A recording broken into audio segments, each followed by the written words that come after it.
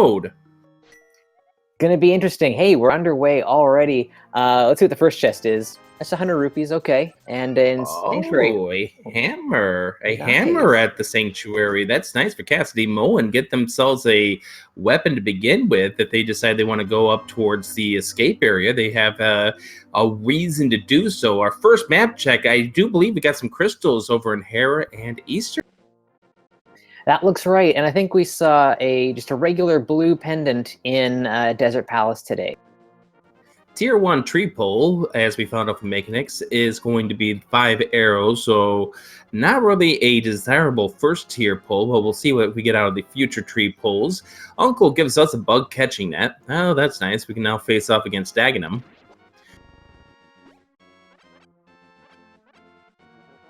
Interesting to see a little bit of divergence early on.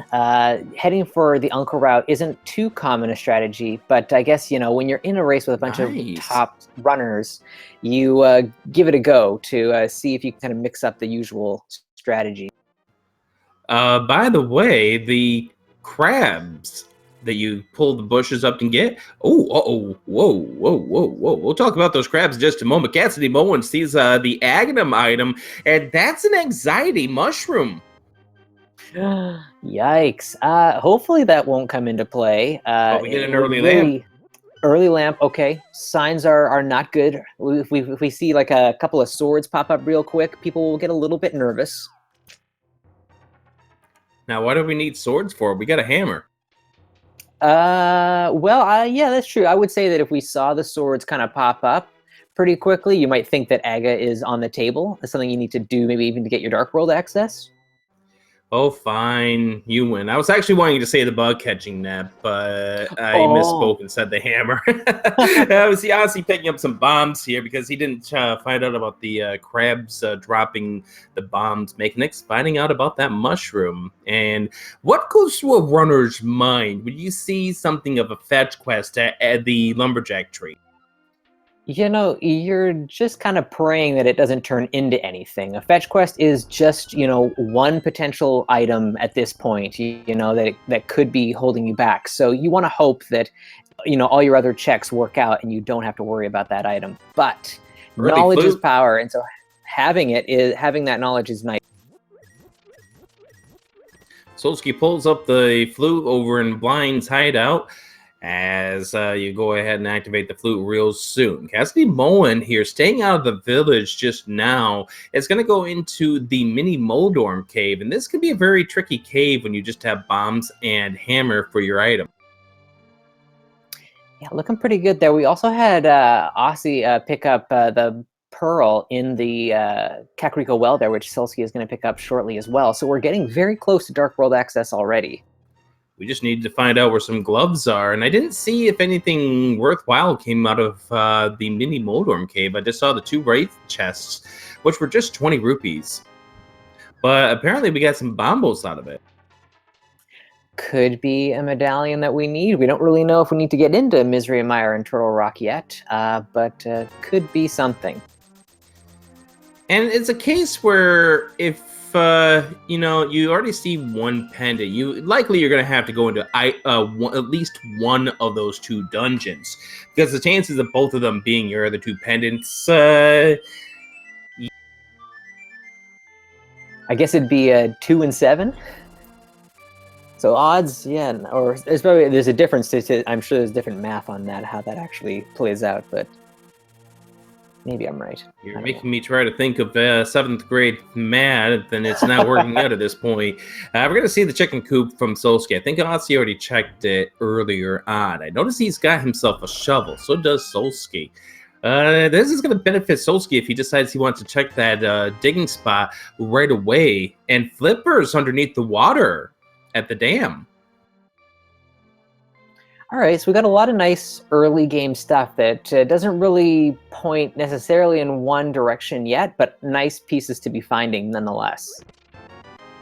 And interesting for Cassidy, heading on over towards the Agina area is going to stop to take the health replenishment because you don't want to take a death at this point.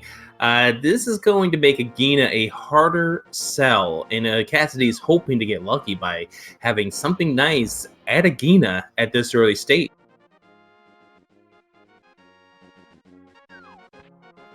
Yeah, from what we've seen in the early game, it could be holding on to something. It's not a bad choice. We haven't seen anyone ever head over to the eastern area yet. But, you know, Agina is an out-of-the-way check, and if you snag something there early on in a run, it might give you a bit of an early edge. So for those of you who are just tuning in, if this is the first qualifier that you've seen, we're playing open mode, but there's one big difference to this open mode than what you normally see. What is that, Sabotage? Well, you're putting me on the spot here. Is it a lack of hints? That is. And Oh, Shovel good. does turn into the sword. Nice. Sword is good. Solsky is now going to go ahead and check the Aganim area. We saw the shield on the desert ledge. Going to get 50 rupees for his effort over here. Now, this does open up the possibility of going up to the mountain by way of the flute. Maybe there might be your Dark World access at one of the two spots. We do see that you are going to need to get to the Dark World by way of gloves. You're not going to get there by mids. Mm.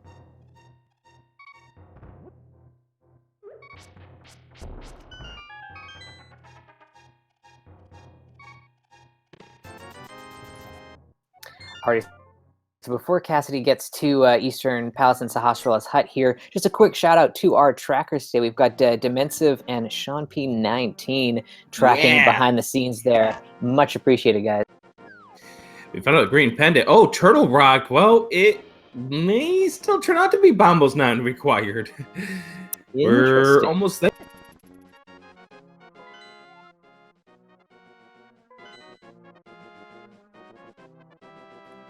Naked Ace is about to get the sword here. Solsky's heading over towards the eastern area.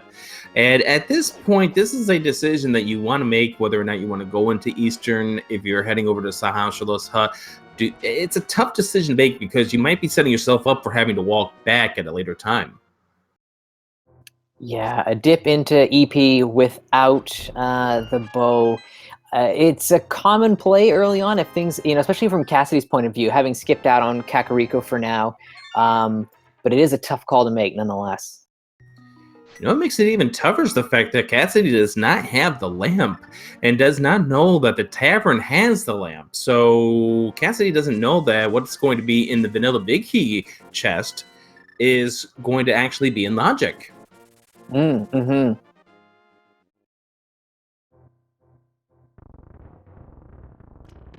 Very exciting map in the first chest there. Awesome. Now, there's also a possibility, by the way, buddy, that we may not see the glove outside of the one that we saw on Lake Hylia Island. And why is that? Because a certain Aganim might be required.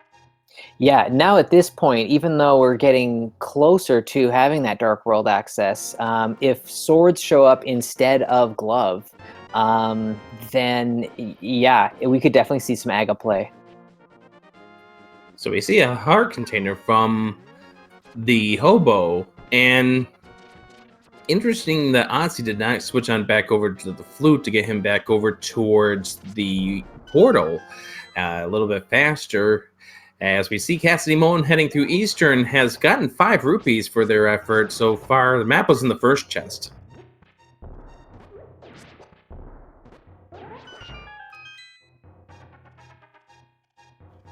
Answering the question from Sergio, at least one of our runners does have the bug catching net. Was in the tunnel underneath the escape, or underneath the castle. 300 rupees. And a heart container inside the waterfall.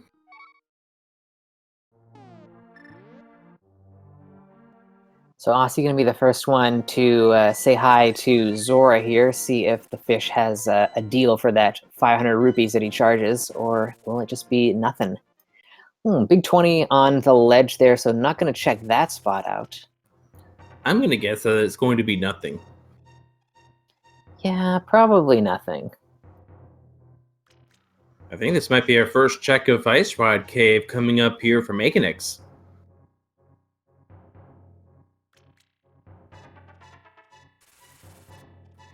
And just a little bit of love from our Zora. Ooh, Cassidy gets the big key. That was a little bit of worry right there because only 3 hearts. You could only take 1 hit. There's a mirror inside the Ice Rod Cave as Oski's dealing with some dead rocks that just don't want to get out of the way. So mirror's really nice. That's our access over to both Hera and over to East Death Mountain as well. And right now, we're just a Dark World access away from getting that glove, if it would be either by way of the glove or having to go to Aganim.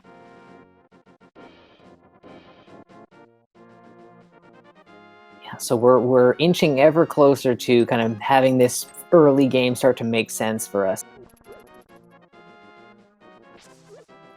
I don't know if any of this early game has made sense.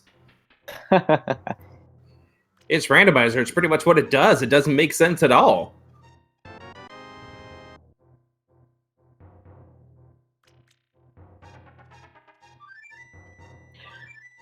Alrighty, so a couple of our runners are heading for the escape area. Seeing as we don't have a glove, we have the lamp, though, we might see a play towards back of escape, just kind of through the front door, which isn't as common in open mode.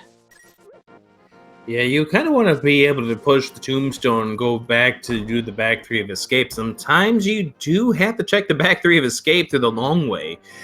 Cassidy finally going through Kakariko Village was probably hoping to come up with like the powder or maybe the bottle to help out with the routing here, or maybe get Dark World access that way. But unfortunately, things didn't turn out to be in Cassidy Bowen's favor at this point.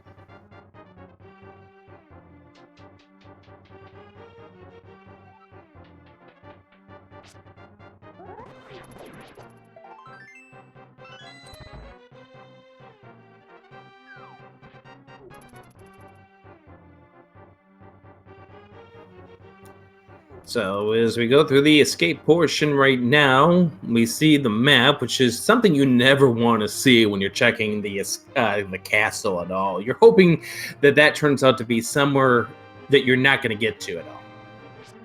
Mm-hmm. Yeah, seeing map there, it kind of increases the likelihood that you're going to have more stuff towards the back part of escape, which might get our runners heading in that direction.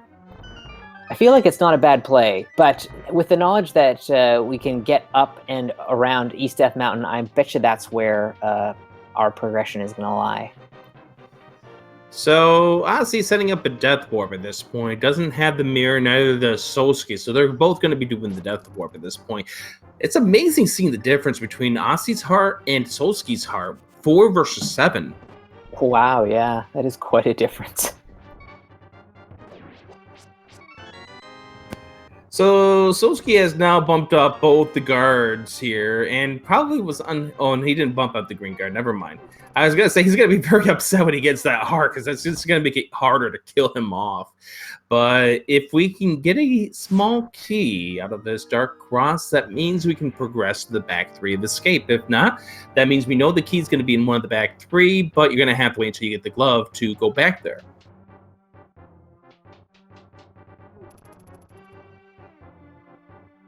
Alrighty, what do we got? We do get the key, so we can get to the back 3.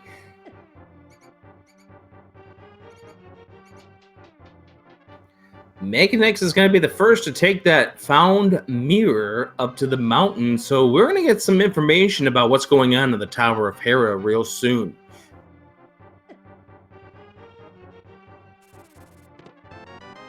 Yeah, one of these plays is going to be right. And, oh, hey, a sword up on the top of Spec Rock there.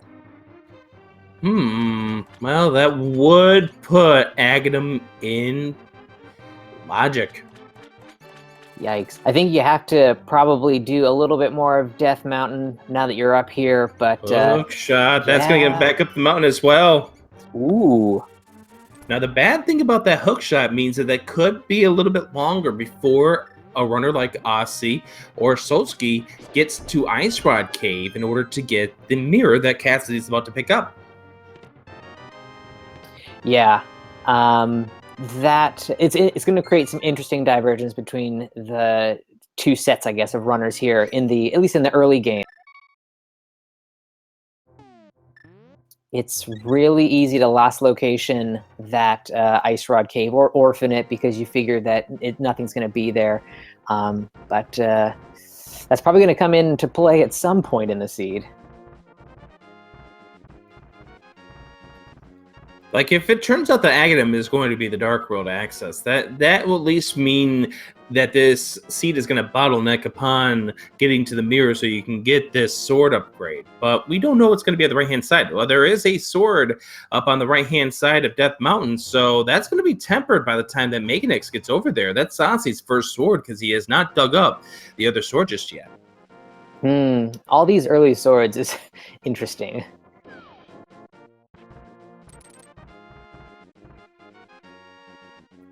And you notice Baconix is walking past the hint tile once again. Hints are disabled for these qualifiers, which means it's pretty much open mode, but if you do hit the hint tile, you're going to be reminded real fast that they do not do what you want them to do in this game.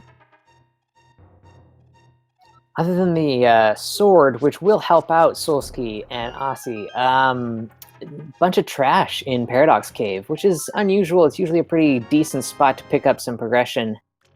Bow on the island. Nice, that's spicy.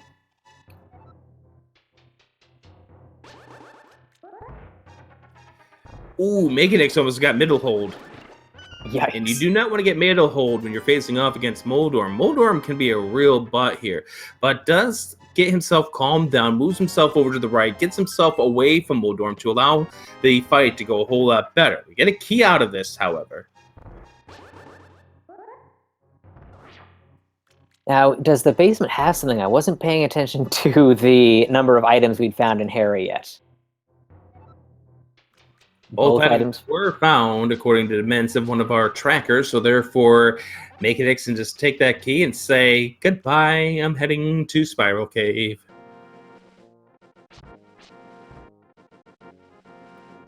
To answer the question in chat regarding where was the mirror, it was in the Ice Rod Cave. So, despite having a lot of nice items, we are kind of getting down to it here. We are a little bit bottlenecked, and I think it looks pretty solid for an Aga play being necessary. This could be a double dip of the Palace of Darkness coming up. Mm-hmm. We do know that Turtle Rock is going to be one of our pendants, so who knows? There may be little reason to have to come back up this mountain except for to get that bow. Let's see what's in Spiral Cave. The progression's not here. Savage Tender. There's no progression here in the mountain. There's a couple of swords, and to be fair, those swords can be progression because of the fact that you do need the Master Sword or a sword plus a cape to get into the Aganim Tower portion of the castle. Yeah, so I think we are looking like Aga is required. I would say it's pretty safe bet at this point. The good thing, I'm seeing in chat, we're talking about the Ice Rod Cave again. The fact that it is kind of being bottlenecked towards Aga, it will probably lead Solski and Asi to Ice Rod Cave before the Aga play, so they'll probably have their mirrors by then. Let's see how Cassidy does against Moldorm. Asi is done with Moldorm. Cassidy's playing the patience game, and more because of that heart. Oh, wow. That was close. And I'll tell you why that was close, because if Moldorm hits Cassidy Mon, it's not a drop down the hole. Instead, it's a game over, back to the start of the dungeon. Yeah. Now Solski's turn. Gives him a poke as he comes into the arena. Looks like he's going to go a couple of sword slashes, then work on his hammering. And that's a beautiful fight for Solski. I think that was the fastest of the Moldorm fights for any of these runners. Yeah, it was really clean.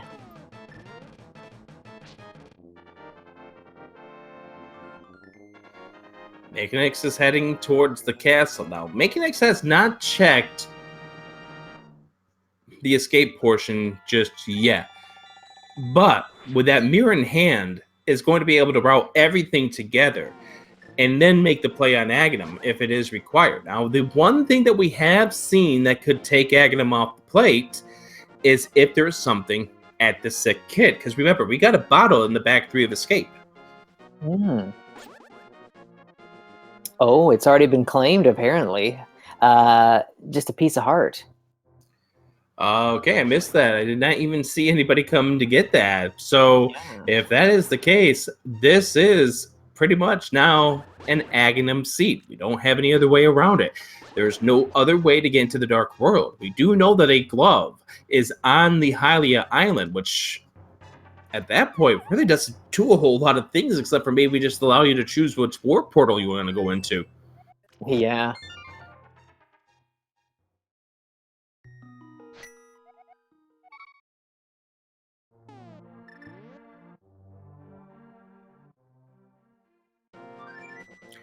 So let's see where Solsky goes. I think this is flute to 8 time. Oh no, we're fluting to 3. We want to see what this bottle gets. And Solsky's going to be disappointed. And there it is. There's the piece of heart.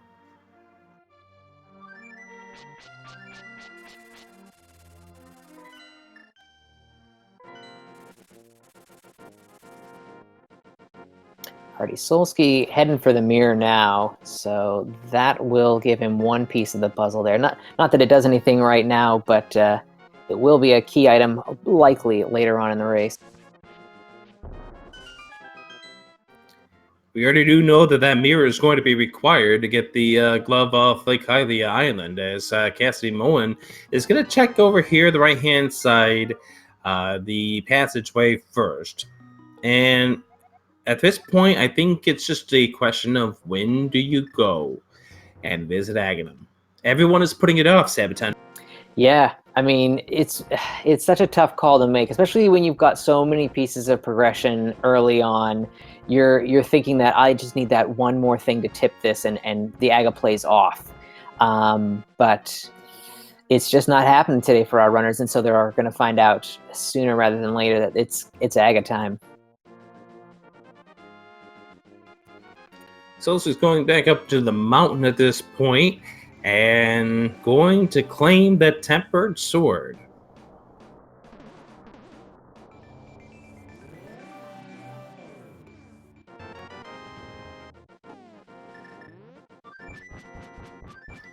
Here we go. We have our first runner.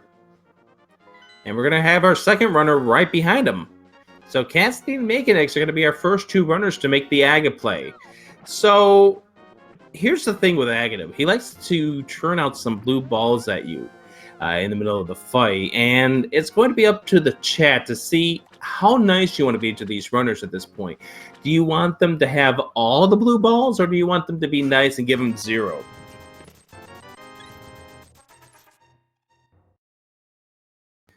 What do you think, Sabatender? Well, I feel like 3 or 4 is about where you usually end up, so I'm gonna say 4 today. What do you think, Ray? I'm gonna go 1 below that and say 3. Nice. So the one difference in equipment right now between Makinix and Cassidy, Makinix has got that hook shot. So if he wants to head right over to Village of Outcasts, he can. Cassidy's going to be a little more limited. Might have to go for that glove first, or take a look in Pod. There's one other thing that's going to come into play here, and I think this is why Makinix is going to be the first one of these 2 to make it to Aganim, and that is the equipment that they have as their B button right now. Tempered Sword versus the Master Sword. It will add up on this climb up the tower, especially when you get up to the 5th floor and deal with those red guards. And I mean, as we've already seen, Makinix has gotten ahead of Cassidy and started at least about 10 seconds behind. So that sword difference really adds up. Well, not just the sword, but you also see Cassidy playing a little more safer because of the heart situation at this point. So, you know, there's a big difference between having 5 hearts and trying to play safe, and having, or rather, 5 hearts playing safe and having 8 hearts and being a little more aggressive. Yeah, I mean, 8 hearts and Tempered Sword makes it feel pretty free. You can kind of take a couple of hits and just keep on rolling. Ooh, Makenex just misfired on the boomerang, wanted to go up as opposed to the diagonal, and therefore took a hit down at the bottom. It just will cost him a heart. Aganim's going to be the same for all of these runners, regardless of their equipment, regardless of what time they arrive there. That's something that happens here in Randomizer. Everyone's going to have the same amount of the blue ball plays.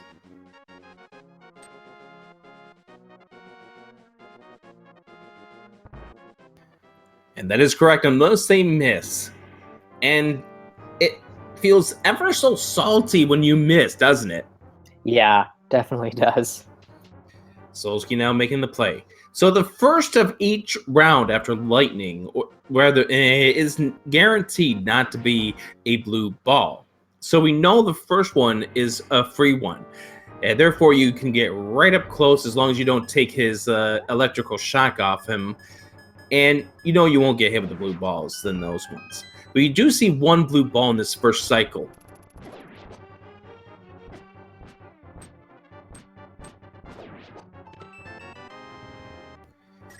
So we're now 5 hits in, or 5 attacks here in.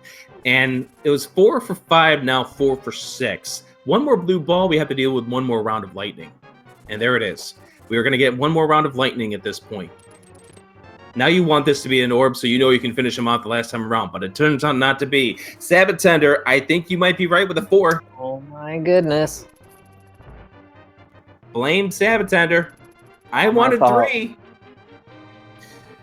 And now Makenex now just needs to get one more hit on to Aganim here, and he'll be off to the Dark World. Oh, 5! Ooh. Neither of us are right! Yuck. 6!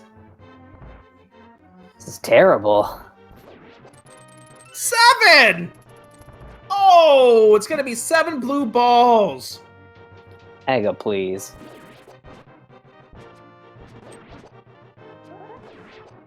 Okay, who called 7 out in chat? You're going to be timed out.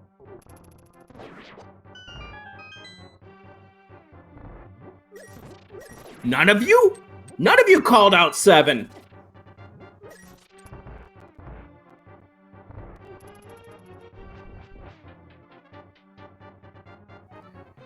All right, map check. Whoa, that was quick. I think I saw 5, 6. Thieves Town and Misery Mire. Yep, and our other planet is going to be Swamp.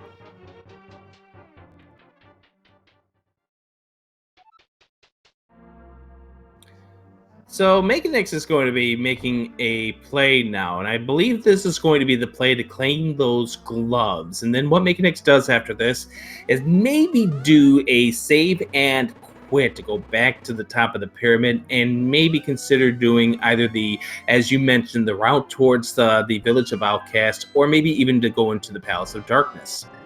Yeah, I feel like village is probably the right way to go, unless you're really kind of gambling and think that Pod's going to have something for you. Which, I mean, they could. We've got a potion, so we can maybe check out the Bowlocked side. Cassidy makes the same play as well. No, Makenex is going to go to Hype Cave. Can we get some hype? Yeah. Can we really please get some hype? We need a good hype cave. Give us the Titan's Mist so we can get that bow. That would be really nice.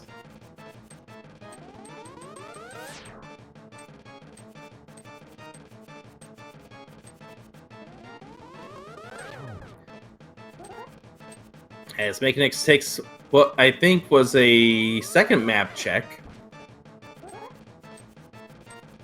Just had to be sure.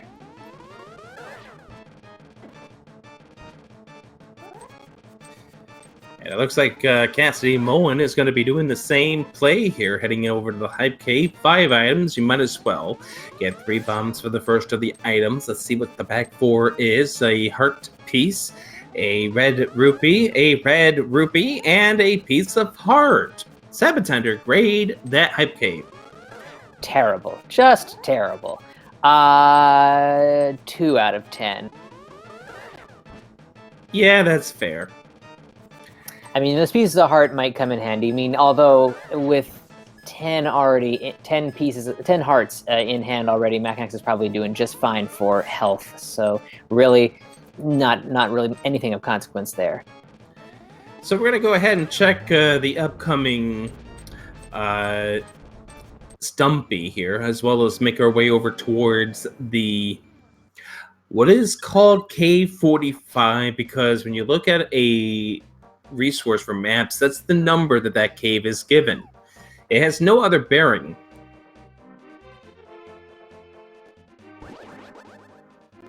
It's Cassidy Moen playing the swamp play.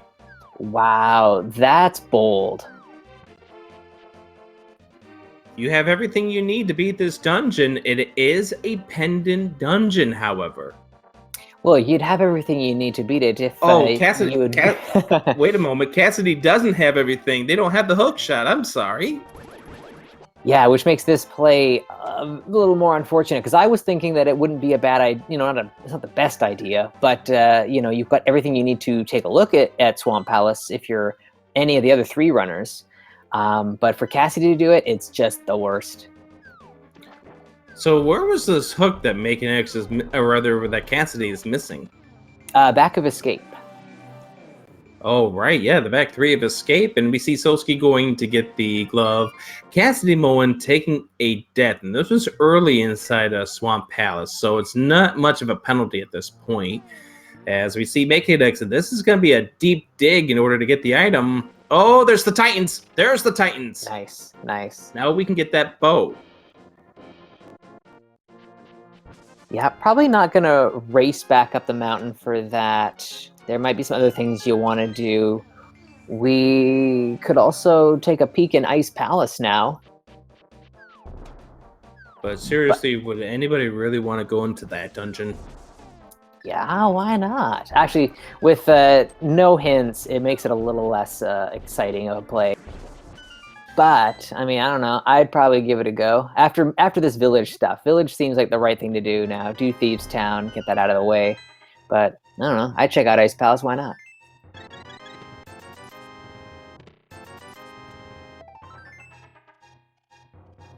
I'd make that play and then find out that it could be go moded, and therefore you just lost a bunch of time. That is true. But I mean, I can't even remember the last time that I was able to like go mode a substantial amount of dungeons. So I just dive them when I can, I guess. Maybe that's why I'm so bad at this game. You and me both. Also, loose squares can be very, very evil, and one of them right now is going to be catfish. Catfish could be something special. We'll find out. Let's find out what our breadsmiths have for us today. They are minting money today.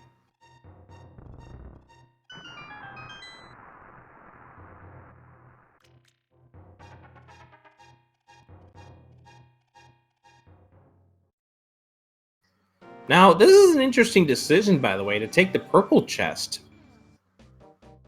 Yeah, I don't know if I agree with this one. I mean, it's such a one-off this early when you've got a couple other things you can take a look at instead. But, I don't know, maybe it'll pay off. I'm wondering if there's going to be anything in the back of Swamp Palace at this point that Cassie's going to be missing out on. Just the way that the seed has presented that bow, I'm thinking that there could be something inside the Palace of Darkness. Oh, Kata Samaria is in the purple chest. Wow, that's lucky. I like that. Well done, Macanex. You proved us all wrong.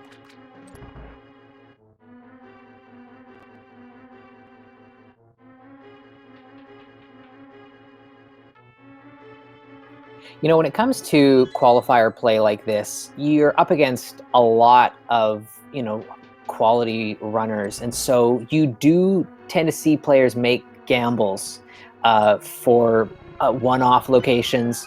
You know, we see Cassidy dipping Swamp Palace. It's a pendant, and he doesn't even have the hook shot, and he's still going for it. Macanex thinking maybe Purple Chest is the answer. So you're seeing some risks, and some of them are hitting, and some of them aren't. The other thing that is neat that Making X actually did was use the portal. Put the portal in Kakariko Village, and that way he could just flute to 3 after he checked the purple chest. That's actually very novel. Definitely saved a bit of time for that check, for sure.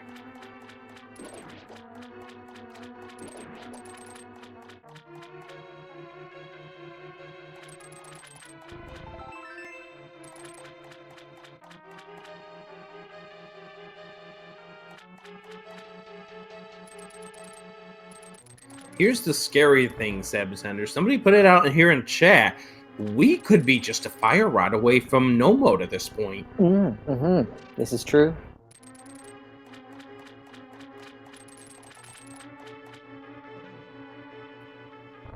Cassidy Moen's check through the Swamp Palace has come up empty. Now we're going to see what Solsky comes up in the hookshot blocked portion of this dungeon.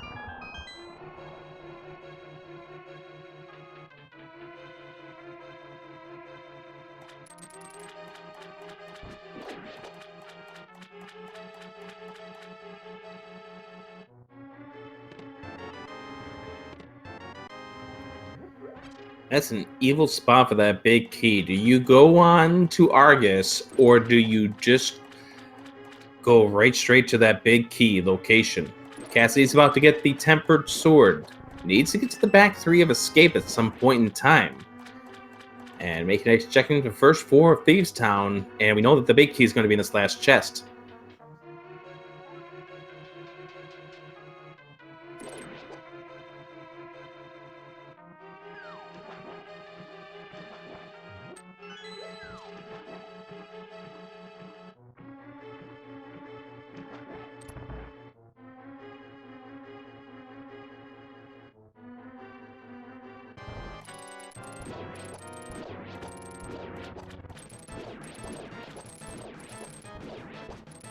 Looks like us is making the play for Aganim now. Well, I think he might have already done this. Something might have happened with his feed. We're going to have to look into that, I think. Unless he got right up to Aga and then died, but I don't think that was the case. I thought I saw him walking around in the Dark World already, so... Something happened here, and this is interesting because of the fact that it's the timer's correct at 37:20. So he may have just lost a save. Ooh, if he had save scummed something, yeah. Or reset something, yeah. Oh my.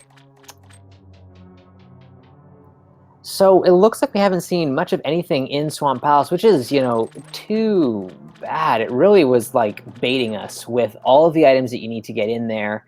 Solsky hasn't had anything in the back, unless Big Chest has something.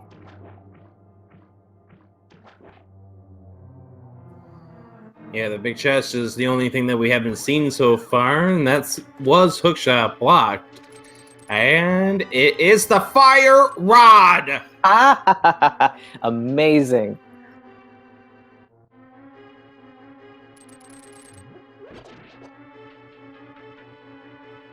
Ladies and gentlemen, we are in 95.6% no mode at this point. Boots was standing. But wait, we might not be. Remember, we've only seen one medallion. We don't know if Bombos is going to be required to get into Misery Mire. So hold the phone. We're close. We're close. That's a good feeling. Although it is kind of, for us, it's great. It's between the runners, they still have quite a bit of work to do. So they're not feeling, you know, quite as confident as we are about how this seed is going.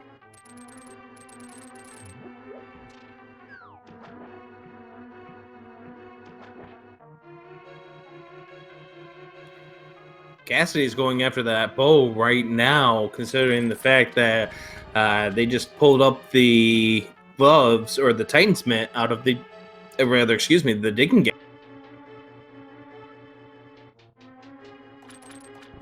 Yeah, that hook shot is going to be tough for Cassidy at this point, only because Back of Escape is usually a really early set of checks. And to go this far in and to have a lot of progression that you can kind of work with, going back to Escape, remembering that you have Escape still on the table is going to be tough.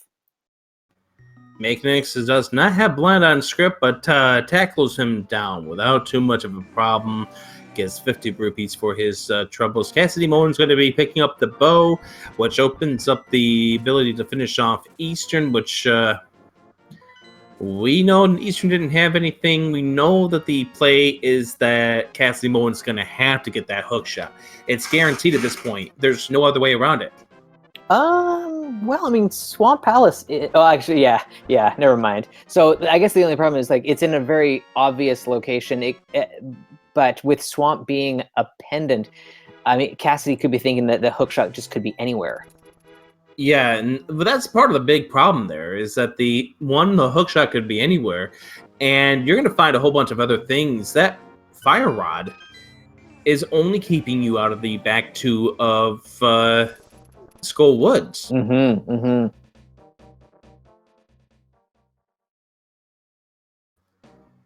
By the way, Meganix is checking Misery Mire, and we are in no mode. Wow, this is interesting. Chat is telling us that it is Bombos indeed to get into Misery Mire, which Meganix does have. And Meganix does have everything that is required in order to beat the dungeon at this point.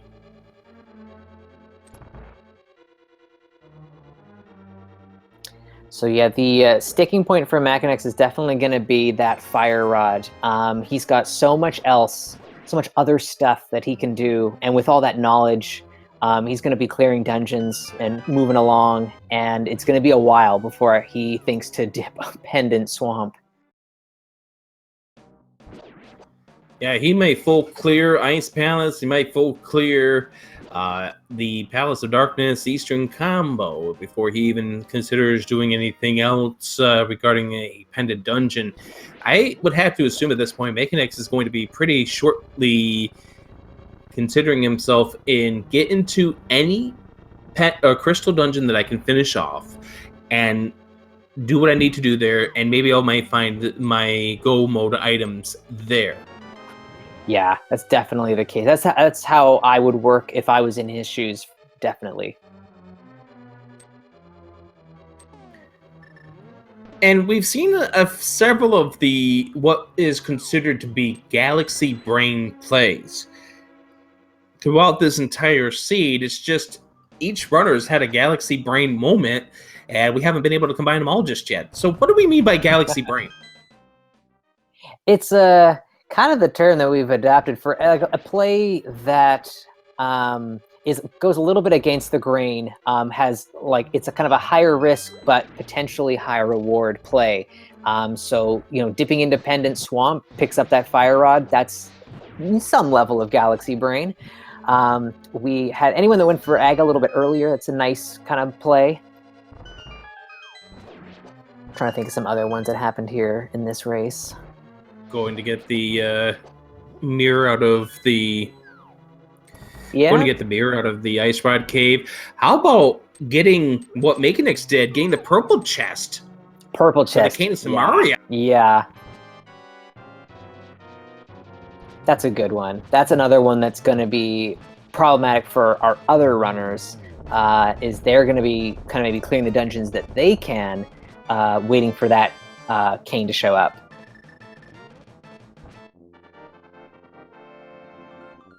And we don't know where the Ice Rod is, but Turtle Rock being a pendant is the least of our runners' concerns.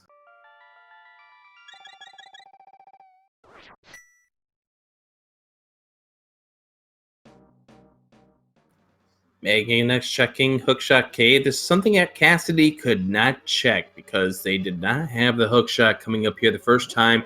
We see a bottle, we see some bombs, we see a piece of heart, and we see...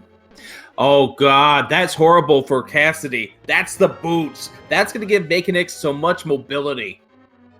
Nice. Boots are always a great find. And now that puts us in 100% no mode. There's no way that the big key can be on Ganon's torch and have it trick our players anymore. Yeah, so this is going to speed up Magnus's game so far. But again, he's still waiting for that fire rod. He's going to have even less desire to dip that dungeon. He can do everything except for Skull Woods at this point, as far as his crystal dungeons are concerned. So why would you pop into Swamp Palace at this? No reason at all, you know. So it will be he'll be clearing some stuff, making some progress. It'll look really good, and then it'll be once he kind of gets stuck, how quickly he can kind of resolve the issue.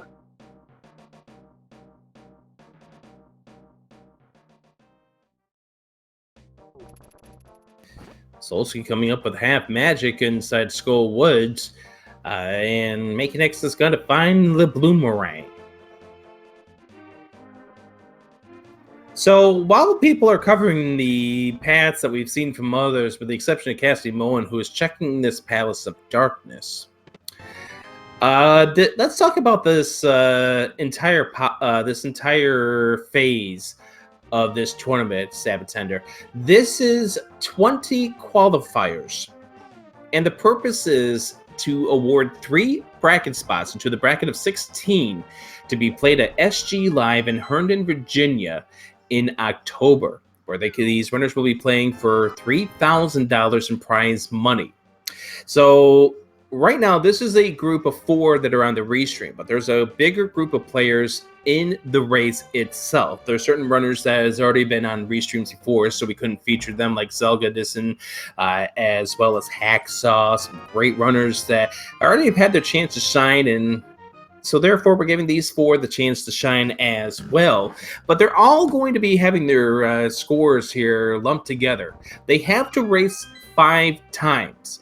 Their best score and their worst score will be thrown out to come up with the 3 races that will go and make up their final score. The top 3 at the end of the 20 races will be given automatic spots, invitations, if you will, into the 16-person bracket at SG Live. The rest of the players are there playing for seeding purposes, because there will be a group of 50 that will be playing at SG Live, which will make up the remainder of the 16-person bracket. All that stuff, you can get more information by doing !SG Live. Adirondack Rick and Sabatender, this is race number 7 of this process. What a great race. It is, yeah, and it's nice when you see divergence between our runners here. It gives us like a lot to kind of chew on, and the fact that we are in no mode, we kind of know where everything is going to be, and seeing how long it's going to take our runners to get there, it's exciting. And at this point, it's not clear who's going to come out on top. Yeah, because everybody here is missing a critical piece of the puzzle. Mechanex needs to get into Swamp Palace, get the Fire Rod. They're the closest into go mode of these runners at this point. Asi needs to get the Titansman, needs to get the Cane of Samaria. The Cassidy Moen needs to get the Fire Rod and the Cane of Samaria, as well as get to the back 3 of Escape to get that hook shot. Yeah, and it's a case for Cassidy Moen where we might even see him get all the way up to GT before realizing that he's missing something very important. Hopefully, it doesn't come to that. But the way the seed is played out, and with the crystals falling as they have, it's a possibility. He won't even get to GT. Remember, you got to get Skull Woods. You can't get through Skull Woods without that Fire Rod. Thank goodness you're here, Rick. I was trying to galaxy brain something, and my brain exploded. Seeds like this will do it to a person. Yes, they will. So everybody now is working on crystal progression at this point. They're hoping to get what they need inside of a crystal dungeon to get them into go mode. Yeah, it's definitely what we're seeing here. When you've got this amount of progression, and because it really is only like 1, maybe 2 pieces that each of our runners are missing, a dungeon rush, I think, is the way to go. You could spend a little bit of time in Overworld if you're traveling between a couple of crystal dungeons, but generally you kind of want to clear as much as you can.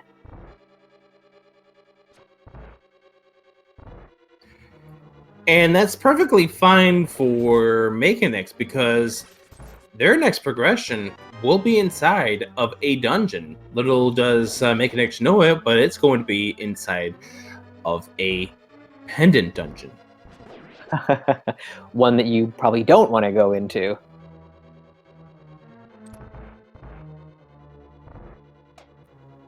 This is what separates the runners, the classification of runners from the lower runners from the top runners, is how they play moments like this out. You've got a whole bunch of options.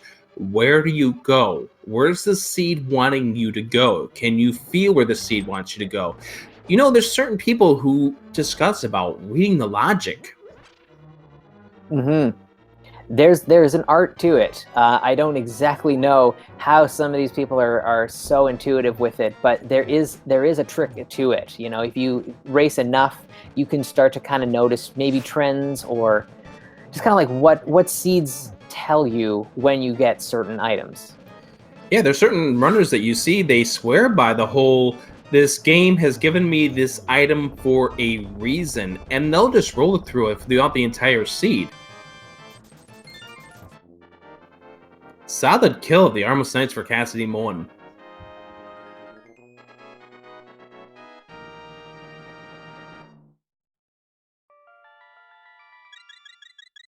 Yeah, Solsky taking down Blind. That is his third crystal. And at this point in time, Solsky's next move is going to be towards the digging game. So the Titans Mint is going to be the next thing on his list.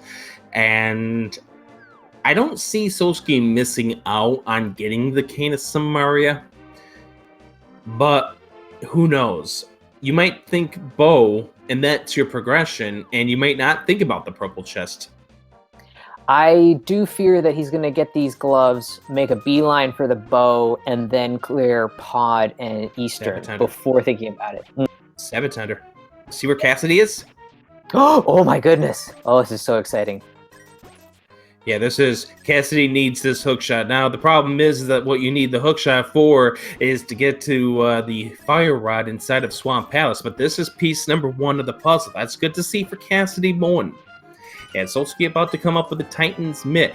What does Solsky do now? Oh, it's a save it quit. He's going to the mountain. Yep, I betcha.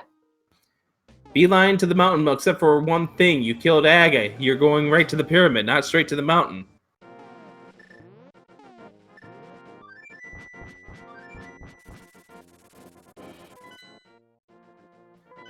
Now, the good news for these runners, because I saw somebody making the comment about Pendant Turtle Rock, they don't have access thanks to us not knowing where this Quake is. So let's hope we don't find the Quake. Ooh, I see it on Machinex's screen. Where did it was? That must have been in Pod, yeah? Oh, Dimensive on the ball. Oh, yep. Okay, and so does Cassidy, yep. So, Palace of Darkness has the Quake. Oh, boy. So, that's a bummer for Machinex. If, don't. Oh, yes. Don't give us the Ice Rod. Do not give us the Ice Rod.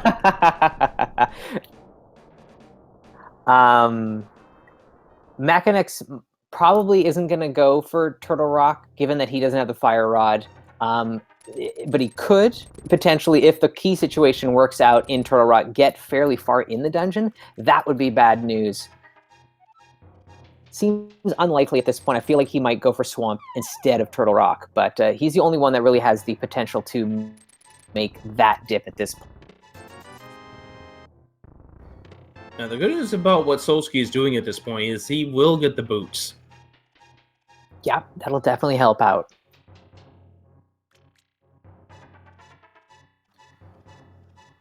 See, getting the mushroom. And by the way, we now know that we can access that mushroom. Mm-hmm. Oh, boy. Oh, goodness. Do you want a fetch quest that makes you so anxious that you're going to actually go into that tree to find out what that mushroom does? Yikes, I don't know.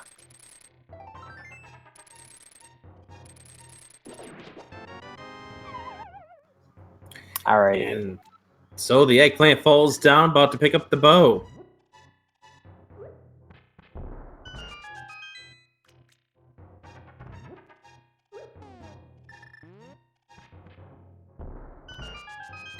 Who of these 4 do you think is going to get into go mode first, Sabatender? This is really hard because the 2 pieces that we're missing are both in kind of tricky locations. I kind of have a feeling that it might be Machinex. I think he's making some good progress here. I think, yeah, that's probably my bet. Well, the bad case scenario for Mechanics is if they decide to go into Pendant, or not, I'm sorry, not Pendant, Crystal Ice Palace or Misery Mire in the next destination after finishing off of this Eastern. We'll find out in just a moment. Solsky popping into King's Tomb. You want some literature? That's unfortunate. Just chalk up 2 more kind of dumb checks to have to do, maybe. So tablet's not going to come into play, but you might start thinking this might actually pull Solsky closer to Canis Amaria. Yeah, that's exactly what I was thinking of, because that's going to now give him a bigger reason to do purple chess, because then he can lump it together with the Bombos tablet. Yeah.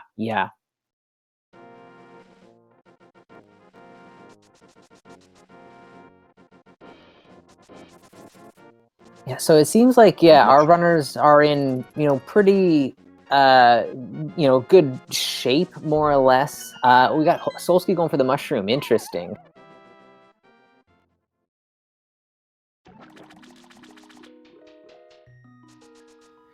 Mechanics finishing off with Eastern. Now, this is where the decision comes into play for Mechanics. Will they pop into Swamp Palace? I don't think you make that play at this point, because you've got crystal dungeons that you can do. But how do you play Ice Palace? That can be a really annoying dungeon, as both of us know, when you are 1 item away from go mode. But looks like he is making the play, and I wouldn't fault him at all for this one. Again, you're just looking for the fire rod, but you've already got access to do this dungeon. I think you gotta do it. I mean, he's gonna hit up Misery Mire after this as well, and then the big search is gonna commence.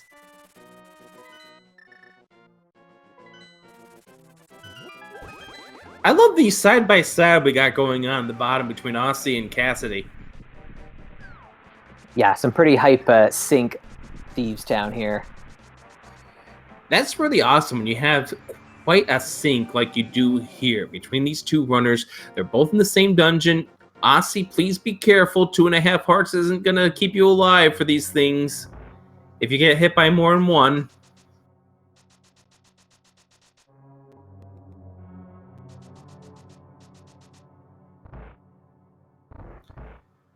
Solsky popping into Pendant Desert at this point. Now, the good thing is if Solsky finds the ice spot, he can't do anything about it, because his go mode at this point is going to be the Canis Amaria. Yep. It's only bad news for any of the runners who will have the Canis Amaria if they don't get into go mode before that. If they find the ice rod, because then they'll think about Turtle Rock. That's not necessarily a place where you want to go. No, you don't. The sync continues on the bottom.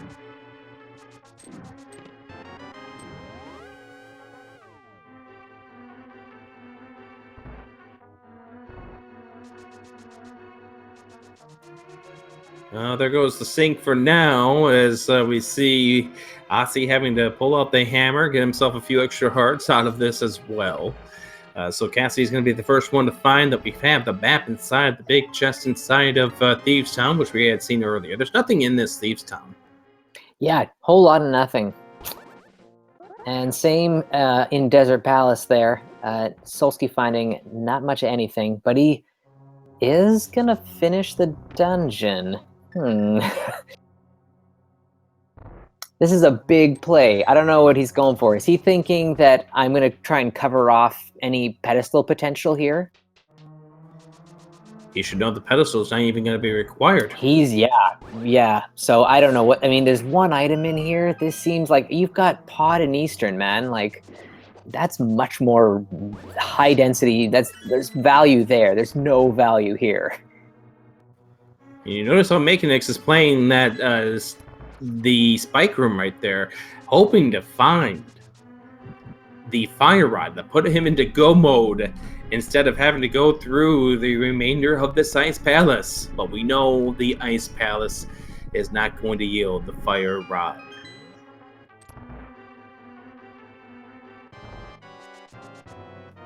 Let's see how Solsky does against the Lammolas. 1, 2, 3, 4, 5, 6. Beautiful kill.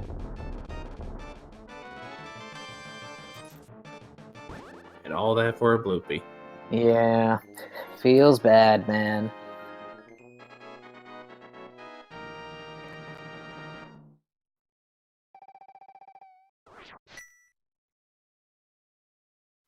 Alrighty, Solsky. So get over to Eastern Palace and check out that situation. He's maybe gonna do Checkerboard Cave here before he heads off.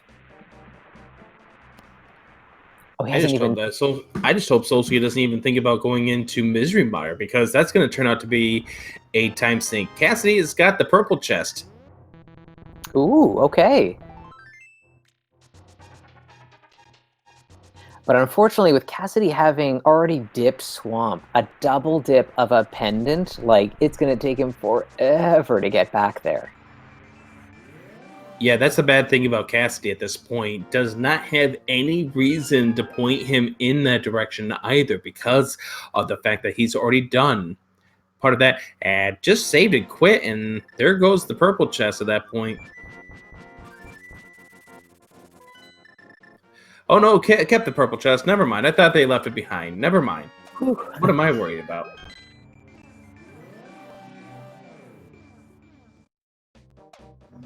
I saw him leave Magic Bat. I didn't see the purple chest in tow. Alrighty, so Solsky doing the Pod Eastern combo here. Gonna find the Quake Medallion in Pod, but that's about it in the 2 dungeons. Still on the hunt for Canis Samaria. It's gonna be a while. Cassidy heading at this point. Oh, nice! I see what Cassidy's doing. Setting up the portal right in front of Swamp. We're going back in, I hope. Oh, no, don't pull up. Oh, you're going to flute to 7. I hope that's just a flute to 7 at this point. There's the Canis Mario. Flute to 7. Flute to 7. We're fluting to 7, Saboteur. Wow, this is a shocking turn of events.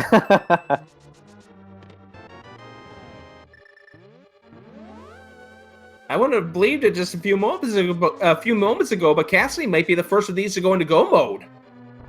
Yeah, no kidding.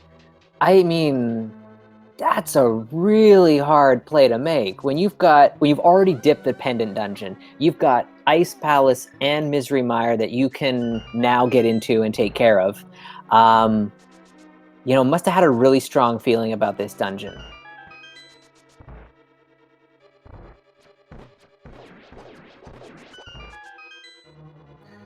One thing Cassidy's going to have to be careful of is the health at 2.5 hearts. Oh, taking a death would just be terrible. 3.5 now.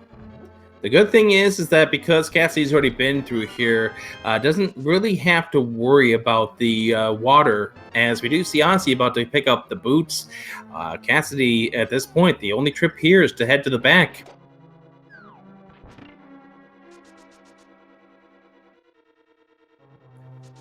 I am stunned about this move, as Mekanix is going into Misery Mire, as you had predicted. Yeah, I mean, you really have no reason not to. It's the way to do this if you are one piece away. Don't take a death, Cassidy. Do not take a death at this point.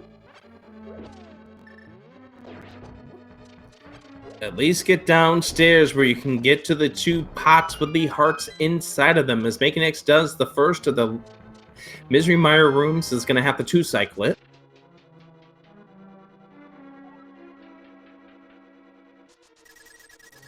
And Aussie is making the run to the Palace of Darkness. Yeah, considering that the reset cost him a fair chunk of time, he's done a great job coming back from that. Still got a little work to do, but it's admirable Cassidy. nonetheless. It's admirable Cassidy. nonetheless. Is heading for the big chest. Now, we don't know where the big key is going to be in Ganon's tower. We don't know if Cassidy's going to even try to look for those boots at this point. But this could be a slow go mode here for Cassidy. There's the fire rod for Cassidy. Cassidy taking a look at the arsenal right now is going to be her out of here. And Cassidy will believe that they are in go mode at an hour 5 and 38 seconds. Again, it's 95.6%. 1 out of 22 chance that Cassidy is not in go mode.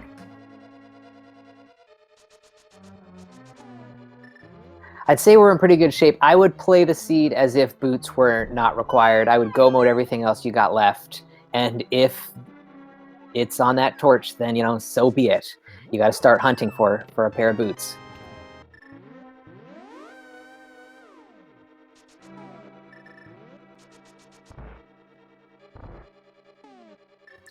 Makinix getting ready to head on over towards Vitreous. Got the cape, so we'll be able to use that if necessary, but I got a lot of hearts. 12 hearts full right now, 15 max. That's something that you don't usually have in NMG runs. So Makinix has a lot of room to give to the goo. Yeah, should be a pretty easy fight for him. And if worse comes to worse, you blast the cape for just a little bit.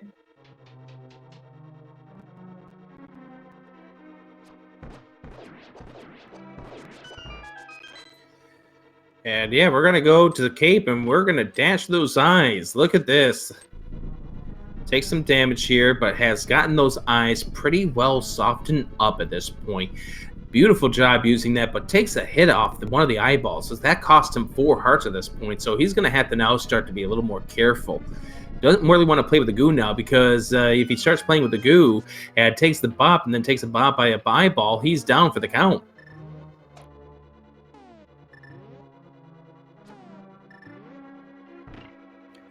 And you're probably going to see Cassidy take simple checks at this point, like the ones that are going to be nearby.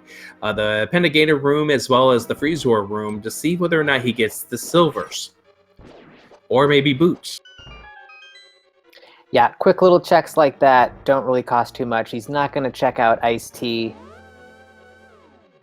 You know way he's going to check the right-hand side of this dungeon.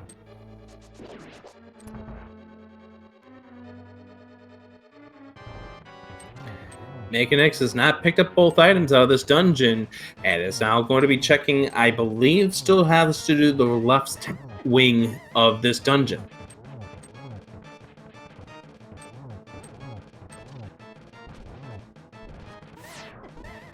Yeah, and this is where we're seeing the one item that our runners are all kind of missing, except for Cassidy, is coming back to haunt them. You finish off a crystal dungeon, maybe you do it a little bit quicker than, you go mode it or something, but then you got to go back in looking for that last piece. And this is what's going to happen for Solsky and Aussie as well. It was a Godmire, according to Chance, so Makinix is going to be spending some time here trying to forget the other item. I don't remember seeing what Vitreous ended up dropping themselves. I did not see either, but I would say key. Oh, and hey, Dimensive, our wonderful tracker, says, yes, it was a key. Can we get them some love? There's 50 rupees right there. Makinix is continuing, though. So we got second item still to come, obviously, with that first key. Going to be in the big chest.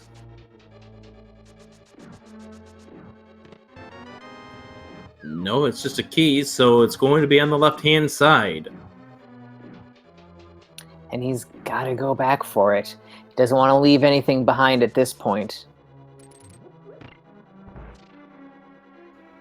So for those just tuning in, this is race number 7 of the qualifiers. Solsky needs the Cane of Samaria. That is at the purple chest. Makinix needs the Fire Rod. That is in the big chest of Swamp Palace. You need the hook shot to get to that. Aussie Right now, just needs the Cane of Samaria as well, and Cassidy Moen is in go mode with the exception of the boots, and the boots are in Hookshot Cave. Ooh, please be careful, Cassidy. Those puffs do not play nice. Takes a hit from the ice, and that's going to be a death. That is costly.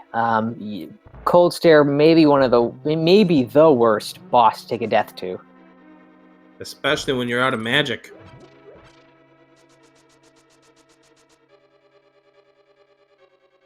Yeah, that's even in a go mode Ice Palace, that's, I don't know, 3 minutes at least that you can't get back. Yeah, and you see him losing more time because he has to go and get some potions in order to comp what he just lost. That is a horrible death to end up taking. As you pointed out, probably the worst, except for Ganon's Tower, to take a death. Blue Goo is the second item inside Misery Mire. Mechanics is done. Now the decision comes. Obviously, Desert's going to be your first stop. It's right here. You're right. You're going to check it. But what does Mechanics do after this? Do you go into Swamp or do you go into Turtle Rock? Yeah, it's interesting to see how, as our runners get down to they're starting to last location, the items that they're looking for. I feel like Mechanics is going to go for Swamp Palace. It's, still pretty high density. He hasn't been in there at all. So he will have to full clear it most likely to get that Fire Rod. But I feel like that's probably the play he's going to make after this quick little dip into Desert.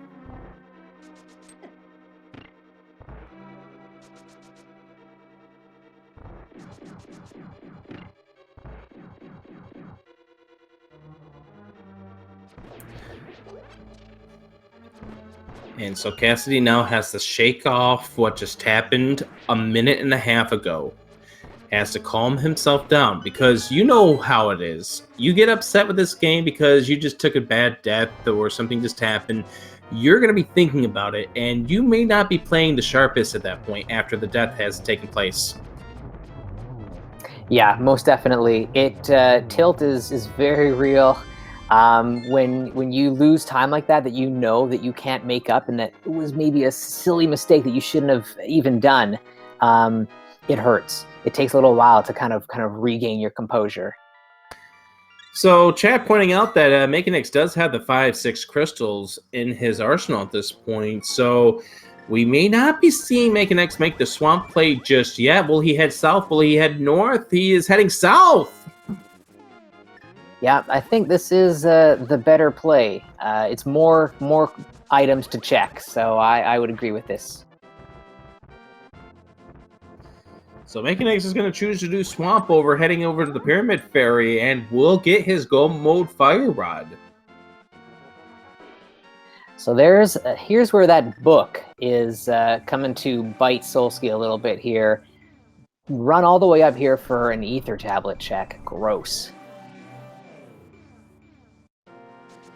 Yeah, this is unfortunately the thing with the book is that the book can be your progression, but a lot of times it's not really your progression.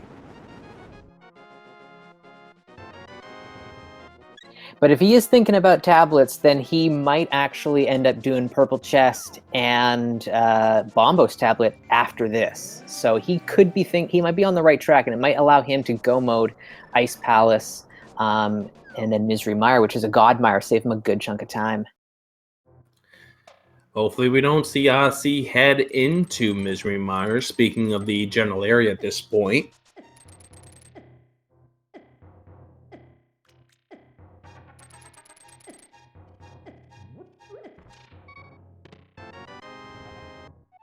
Ooh, Bloomerang hanging out in Spike Cave.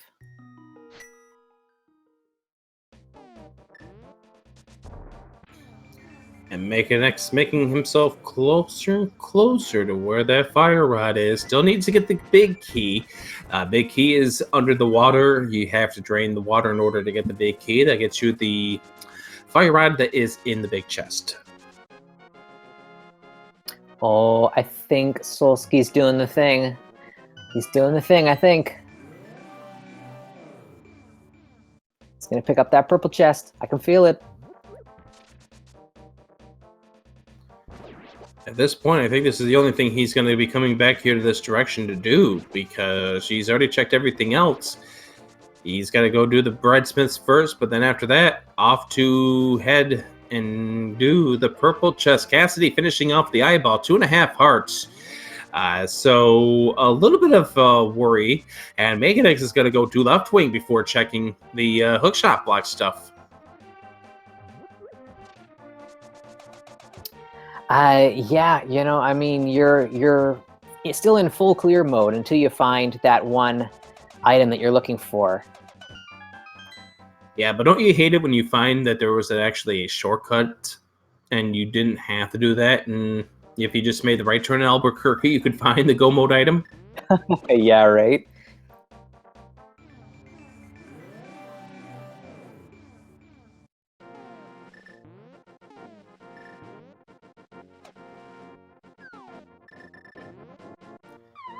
All right, so go ahead. Go ahead. Cassidy's heading for Mothula here, going to take down Skull Woods. Definitely holding off on the Ice Palace play. You know, that was the site of the great tragedy. And so you just got to stay away from that, kind of recompose, and then hit it again hard. So this makes sense that he's clearing out everything else before going back. Yeah, definitely, you know, you need yourself a little bit of salt removal time. So we'll see him face off against Mothula here and then go back into Ice Palace. Solski finishing off with the Breadsmiths. Next stop to figure out where this Cane of Samaria is. Pick up the purple chest. Aussie's checking the magic bag. Gets the great reward for the magic bag today. Yeah.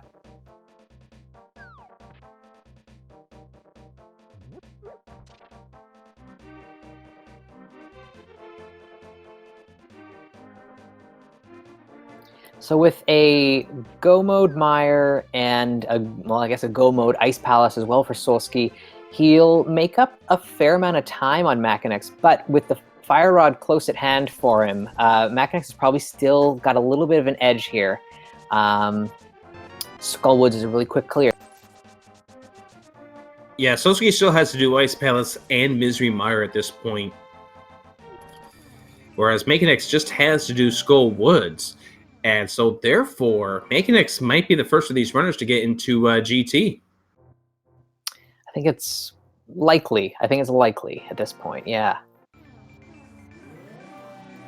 Oh, that's a pretty solid Mothula kill for Cassidy, who needed a little bit of recomposure there. Only lost 2 spikes. And that's a pretty solid fight for most runners. This is pretty cool. We've got, you know, Aussie's a little bit behind because of that unfortunate reset, but 3 of our 4 runners are all getting very close to being done here. Solski now into go mode with the pick up the Cane of Samaria at 1 hour 18:41. Machinex just a couple of seconds behind that, getting the Fire Rod out of the big chest inside of Swamp. And so for Machinex, it's a flute to 3. Finish off against Skullwood. Solski, it's time to head to the Ice Palace.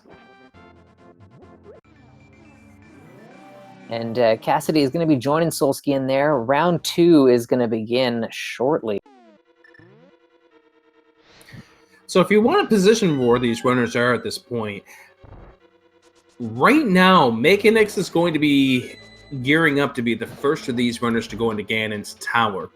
Cassidy and Solski are going to be 2 and 3 respectively, and Aussie right now shaping up to be 4th, but that once again is because of the unfortunate reset that set him. How much do you think he lost? Like 10 minutes? It looks like it might have been about 10 minutes, yeah.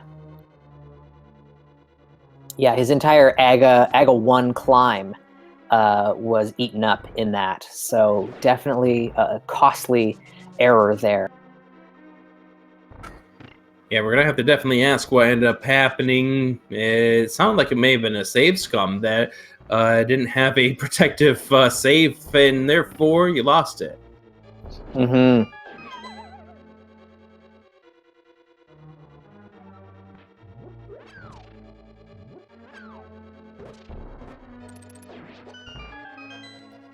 But be sure to give these runners a follow. They are playing in this tournament here. They're hoping to make it once again to the bracket stage over at SG Live, which we're going to be having over in Herndon, Virginia at the old GDQ Hotel at the end of October.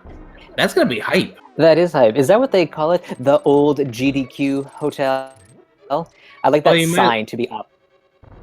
Well, you might as well call it that at this point, considering the fact that they're now going to be in Orlando, Florida, starting this upcoming January.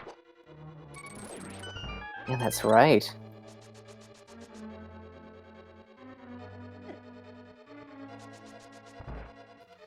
Making next up against Mothula, another solid fight, only losing 2 spikes himself. And to be fair, he only really lost 1 spike, but the second one was starting to move, so therefore that got disappeared as well. So Mechanex getting the 7th and final crystal. Sabatender, it's time for us to get some numbers in the chat. What are we looking for? Well, in Ganon's Tower basement, there are 22 locations where our big key can be. So get your guesses in the chat, 1 through 22. Where do we think the big key for Ganon's Tower is going to be? I really like the 42 that we're getting in chat. Yeah, I think that might be a good possibility. What do you think, Rick? Where is the Ganon's Tower big key going to be today? I'm going to say number 6. Oh, what about you? That's pretty nice. I'm thinking we're going to find it behind Ice Armos today. So, I don't know. What's that? We got 3 screens on Cold Stare right now. That's hype. So like something like 14 or 15. One of those numbers. A little bit higher up. I'm thinking that we're going to have to go all the way down to the bottom.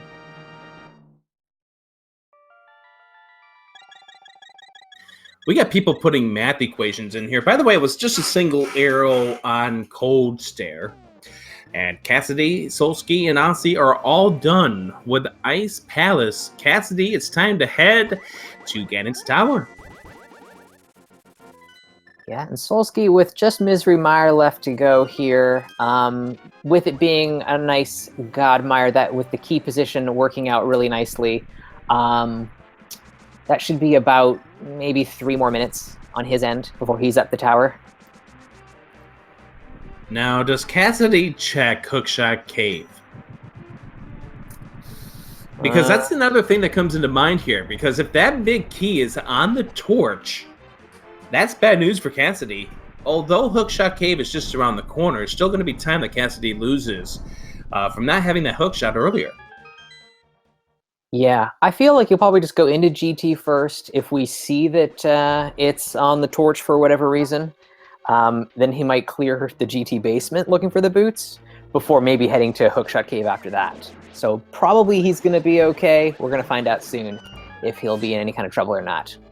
Thankfully, oh, Silvers in chest number 1. And a small key, so Mechanex is going to be making the right-hand side play.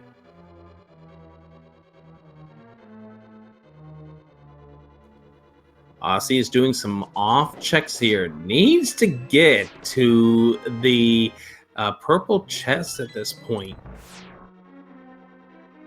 Yeah, he's in overworld clear mode at this point, so he'll get there soon enough, I think. Can't be too much else on the board for him to tackle. All he'll have to do is take care of Misery Mire once he is done, so all of our runners are looking pretty good at this point. And don't forget, it is going to be based on your time compared to the par time of the top 3 finishers, which determines how many points you get out of this race. And once again, your best and your worst get taken away. And we do see no big key right-hand side.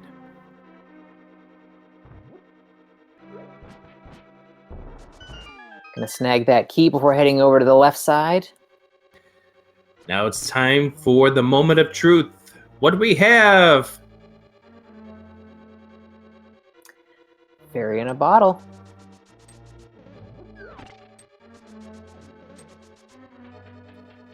So that is extremely good news here for Cassidy, although Cassidy is going to be losing a little bit of time to Makinix just based on the ability not to dash compared to Makinix's ability to run with the boots. There's the Ice Rod. Something that is working in Cassidy's favor here is not going to the right side, instead just heading for the left after checking out Hope Room there. So, oh, mirror out. Okay, never mind. So we do see Makinix in the lead. Cassidy is not going to be super far behind. I mean, we're going to be talking probably by the time we reach the top of the GT, maybe a minute at the worst. Yeah, it's close between these two, which is really exciting. If it wasn't for that death in Ice Palace, Cassidy would probably be on his way up the tower already. No. Please do not go into Turtle Rock, Aussie. Do not go into Turtle... Oh, you can't go to Turtle Rock. You don't have the Ganon Samari. Never mind. But you are going for Aether Tablet, which is going to be a time sink. Yes, yeah. That darn book strikes again. By the way, Cassidy did pick up the silvers, just to know for our trackers here. Once again, shout outs to our trackers doing an awesome job, clicking the buttons, making sure that everybody is up to date with what these runners have in their arsenals. Yeah, Dimensive and Champi 19, excellent job today, guys. Thanks a lot. Very, very hype having them here. And there's the big key right there. Chest number 10. So, no, it's not chest number 10. It's 10 plus 4. 14. That's what 14 is. Nice. You see, we're doing live math here. It's hard to think. So if you pick chest number 14, congratulations. You are a winner. Now, we're not going to tell you what you win because that's a skit from somebody else. We're not that person. And we don't want to be that person because we all love our own skits. Sabatender, it's time to climb the tower. I'm excited.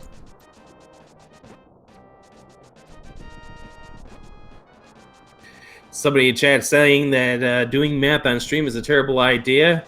I play Zelda 1. I know the bad thing about counting numbers. I am awful at counting numbers. 1, 2, dead. Now back to you. Alrighty, so Makinix making his way into the gauntlet now. He's got the silver arrows out. Probably a pretty good bet that he'll use them through here. Look at those arrow drops. Clutch, that's nice. I like that.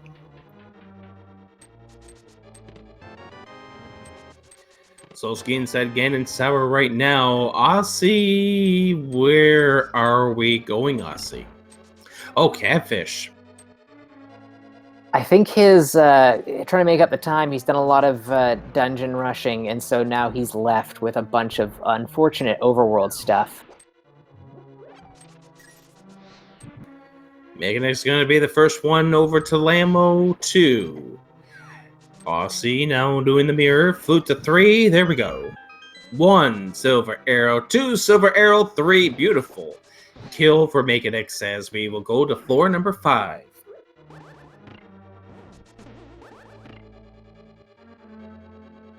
Alright, so Cassidy enters the gauntlet just as Magnus is taken off from the 4th floor up to the 5th floor. Solsky went right to check out the compass room here. It's going to slow him down just a little bit as our big key is on the left side of Ganon's tower basement today. Yeah, it's not gamble whether or not you want to go right-hand side when you get the key in that first chest. And it didn't turn out to be in Solsky's favor. Makinix having some issues on the crumbling bridge. Yikes. Only 4 hearts. I don't know if he's got any goo left, so that's kind of scary. He should be able to make it up no problem. Oh, got a 3 hearts. Okay. Well, the thing with Makinix is that he does have the powder, so he can use that on the 6th floor. Yes, this is true. Ooh, Cassidy having some issues with Lamo 2. It's going to be at least, I think it's a 3 cycle. I don't know if it was a 2 or 3, but it's more than 1 that we saw from Makinix. But down to 3 hearts too. Wow, we're on danger strats here for this 5th floor. Yeah, it's. I mean, everyone's on green mail. We haven't seen any mail upgrades, so that's making it a little bit tougher for these runners. They're probably both in Turtle Rock, which nobody wanted to go visit. Right? Yeah. This place here and the crumbling bridge are 2 dangerous things about not having the boots in this GT.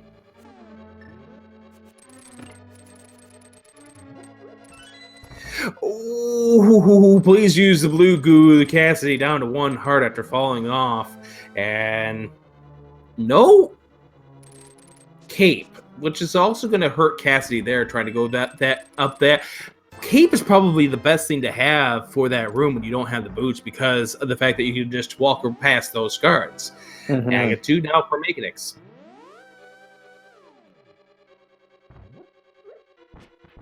Nice, getting a double out of that pattern there. Almost tried to get a double out of that one, but the real Aganim ended up disappearing too fast, and now we got him out of sync. Getting Aganim out of sync is not the best thing to have. Oh, nice shot there to at least get 1 hit on him. Yeah, these patterns are not great. This one's a little bit better. There we Gets go. a double there. Yeah, much needed right there, making it, or Cassidy ending up heading to Moldorm 2. As Soski now gets ready to climb the tower, and Aussie now with the purple chest in hand. And Cassidy, Moldorm 2, gets the swing through, just needs to get a swipe here on Moldorm, and he'll be down, but takes the fall. Ugh. That sucks. You're so close, and you just don't want anything to go wrong. Moldorm fall isn't super costly, but it's still annoying.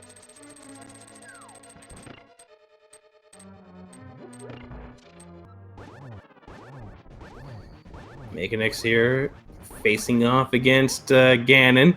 Cassidy is done with Moldorm 2. We'll click the chest, and there is a piece of heart, and a much-needed piece of heart to complete a heart container.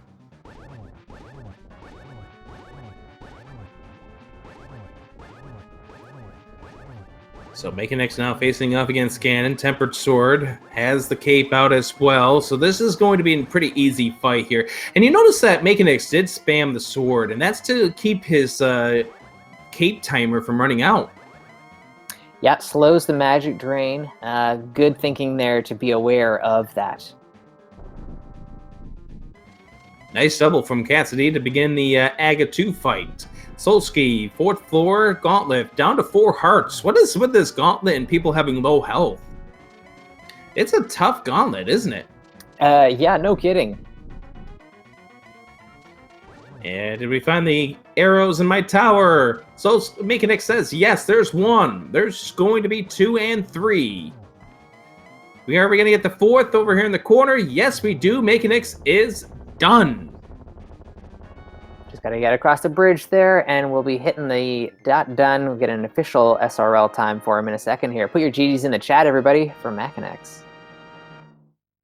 And let's see how Makinix does overall in the field, finishing off the race with 1:33.40. Ladies and gentlemen, Makinix is your race winner. Wow, GGs. That's fantastic.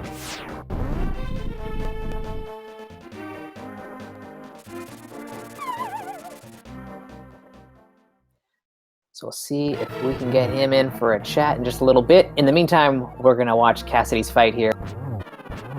Yeah, Cassidy now having a chance, and Cassidy could have won this race, honestly, if didn't take the death the Cold Chair.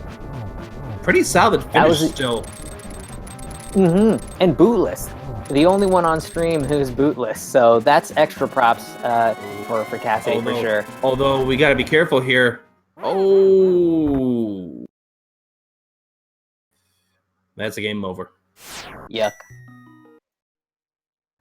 2 deaths for Cassidy, and now you got to calm yourself down.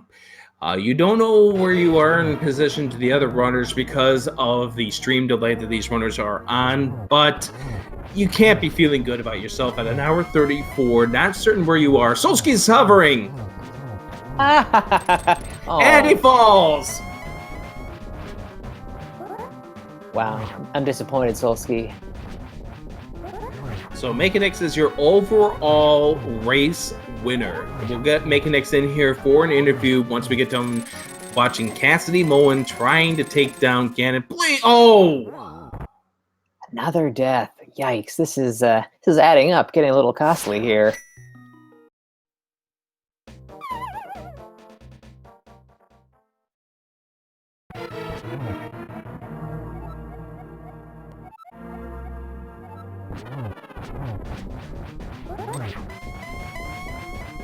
Alrighty, and we are joined by race winner Mechanex. GG's, man.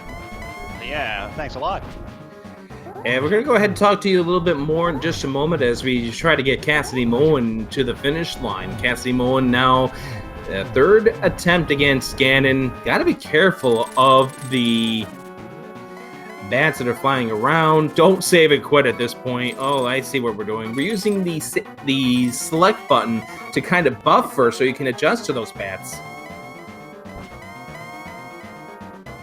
It's like pause buffering strats here. Solsky done with Aganim 2. And Cassidy now down to 3 hearts.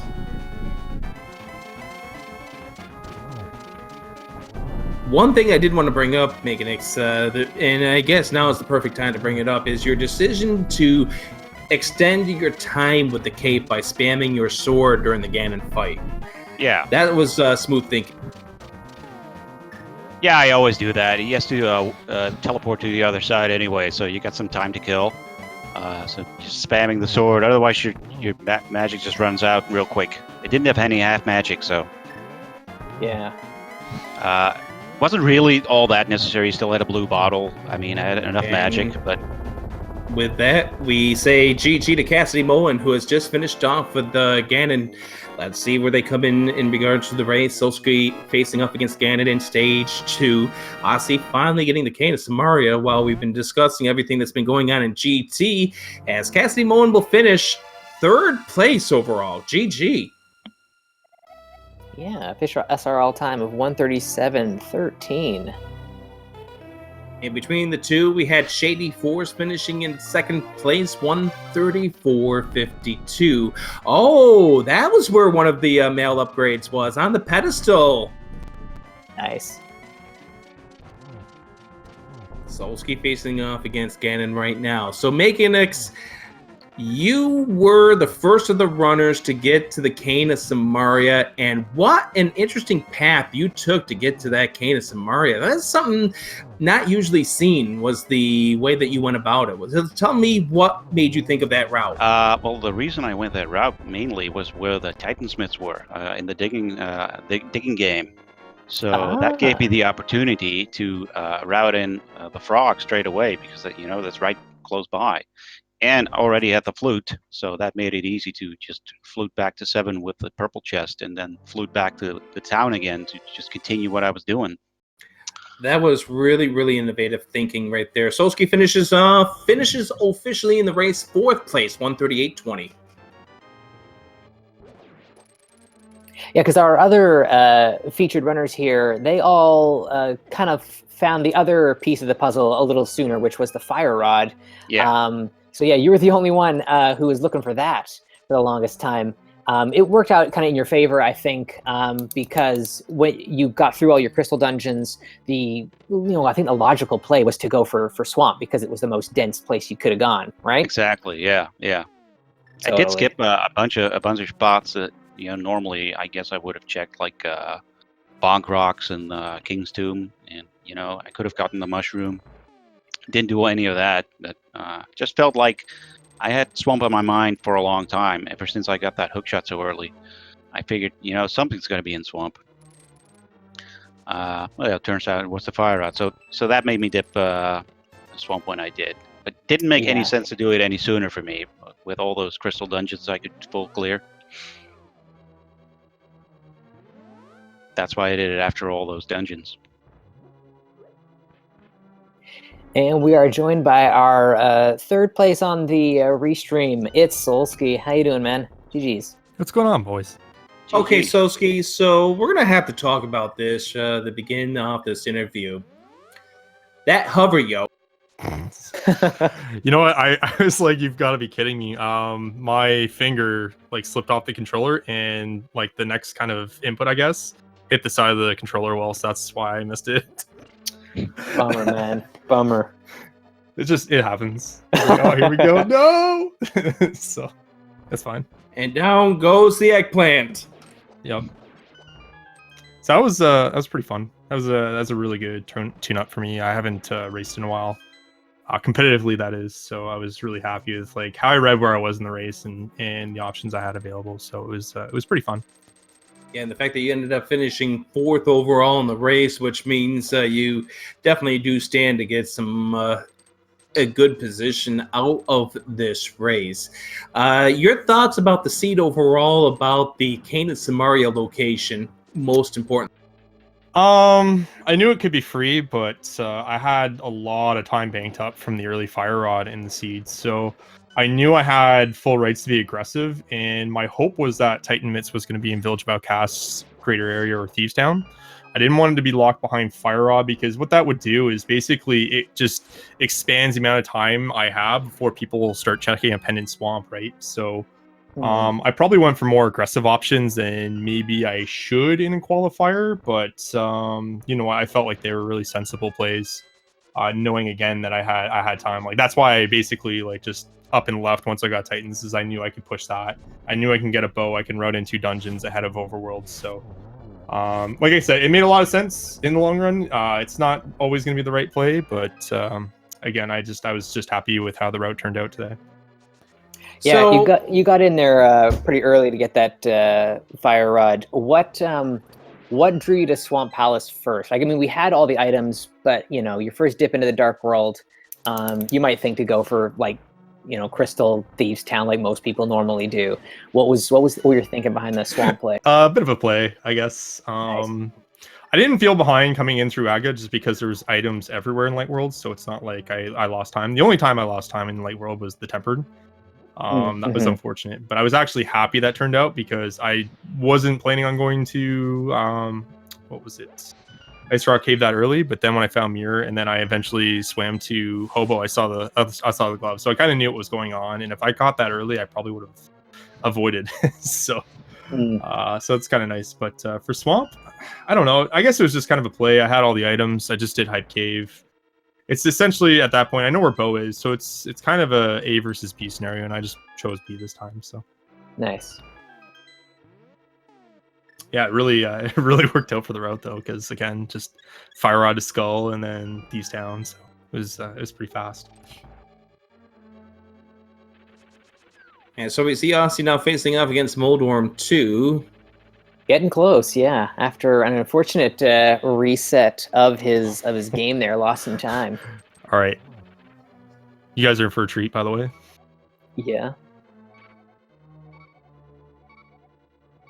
Oh, Aussie's lining up a bomb jump. He's 50-50 on this trick currently, by the way. Oh wow. This is the non-boot way over Moldworm 2. Yeah, I warned him if he didn't do this, I was going to unfollow him. So it's good to see that he's following through. Well, he didn't pull it off. So does that mean he still gets unfollowed? No, I know he's going to try it again. Nice. So Macanex, first in this qualifier, which is pretty awesome, man. Yeah. Have you done any more qualifiers so far? No, this was my first one, so a win right off the bat. That's really good. Nice. Felt really good about this one, yeah. And I've been a little rusty. I haven't played all that much lately, so you know, to come out and win it, it's just really good. Awesome, man. Guess I was So just I- really fortunate with my routing. So I just have to ask, what is with the rough health going up GT? All of you guys ended up having 4 fewer hearts going up the gauntlet at the end of the gauntlet. Yeah, I got battered at the broken bridge by those 4 guys. I just couldn't get past them. They took a bunch of health off me. I had a really rough GT climb myself. Like the execution, I felt started to drop off. I don't know if I was just kind of not used to being this focused for a race, but yeah, it's it was definitely a little rough. Some bad RNG too, but That's fine.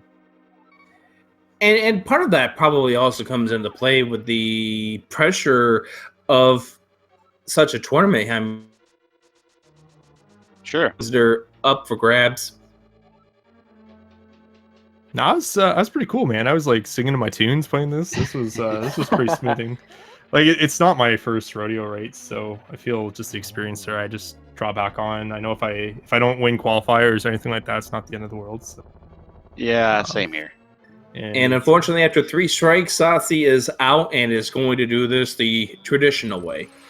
I gotta unfollow him now. That's unfortunate. That's But really you know too what? bad, No, yeah. I guess it should be nice. He tried.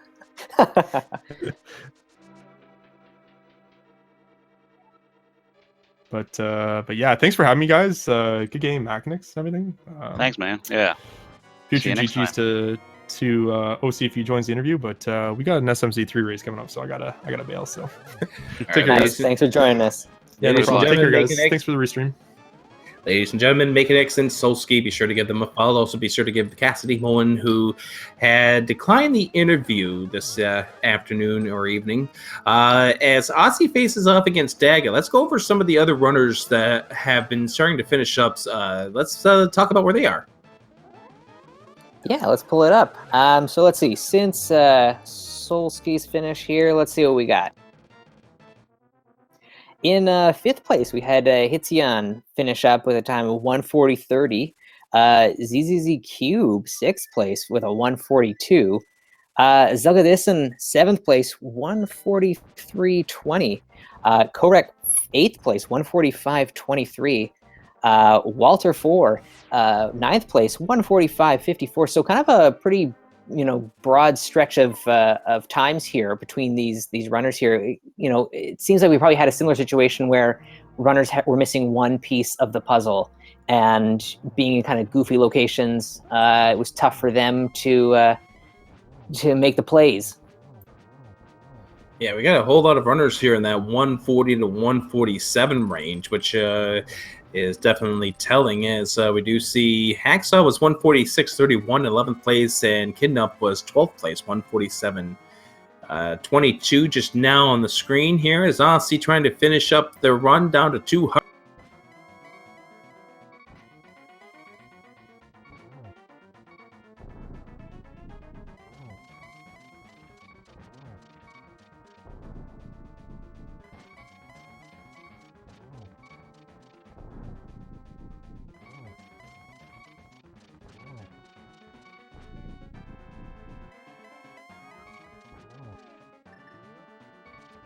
Fight's going pretty good so far here.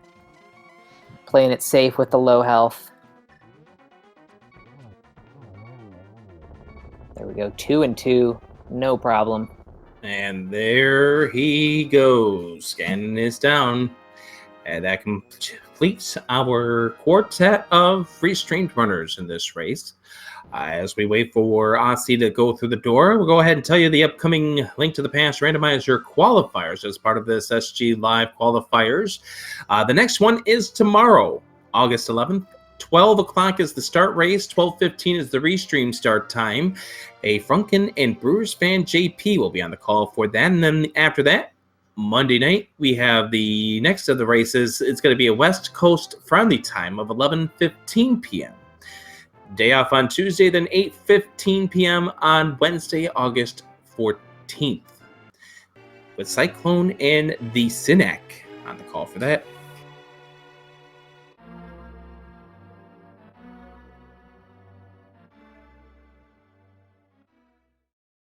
So 7 races in, Sabatender. The mindset of some of these runners is to finish up their final the qualifiers, and we got some who just started doing their qualifiers as it is now. So what do you think is the hardest part? Do you think it's harder to be one of the earlier runners or to be one of the late runners?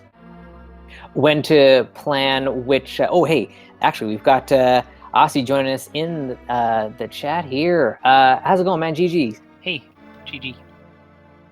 Yeah, that one was a bit rough for me. Yeah, unfortunately, yeah. What happened? It looks like a reset or something. Yeah, the power on my console just flickered and it reset. So I lost Ooh. 5 minutes. Yeah. Yeah, sorry about that. That was tough. And like I had not noticed it, and then all of a sudden I see you climbing back up Aganim's towers. Like, didn't you do this already? Yeah, all things considered, though, you fought back the best you could. Unfortunately, it looks like Kane and Samaria kind of dodged you as well a little bit there. It was in kind of a rough spot. You had checked a couple other places instead, but still to come back after losing some time like that, good job. Yeah, I tried to make some big skips. Swamp I was going to go into anyway. It just looked like a good play with what we had. But otherwise, I was just making a couple skips to save time, and the cane happened. Yeah, that was unfortunate with the cane of Samaria. So we tried to talk about it a little bit there while you were setting it up.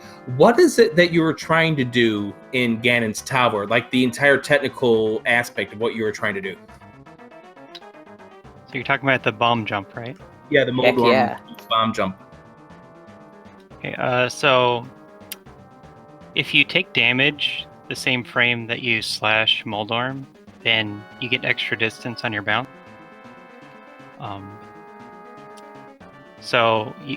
The tricky part is you need to frame buffer so that you know when to swing your sword. Okay. So while you're frame buffering, you're watching the bomb, so you need to know when that's about to explode.